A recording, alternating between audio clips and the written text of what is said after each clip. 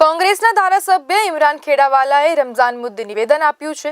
મુસ્લિમ સમાજના પવિત્ર મહિના રમઝાનમાં ઉપવાસ અને બંદગી કરાય છે, જેના સંદર્ભે તેમણે મુખ્યમંત્રીને પત્ર લખ્યો છે, જેમાં સરકારી મુસ્લિમ અધિકારીઓને કામના કલાકોમાં ફેરફાર અંગે રજૂઆત કરી છે, જેમાં મુસ્લિમ અધિકારીઓને સવારે 1 કલાક વહેલા બોલાવવા અને સાંજે 1 કલાક વહેલા છોડવા પત્રમાં અનુરોધ કર્યો છે।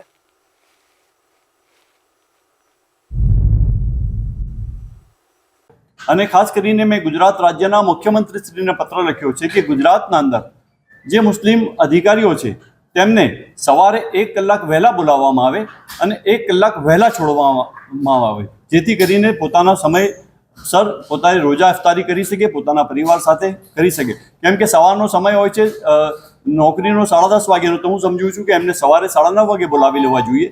અને 1 મહિના પૂરતો સવાલ છે કે 1 મહિના અંદર આ રમઝાન મહિના પૂરતો એ લોકોને છૂટછાટ આપવામાં આવે, જેથી કરીને પોતે રોજા રાખી શકે, ઇબાદત કરી શકે।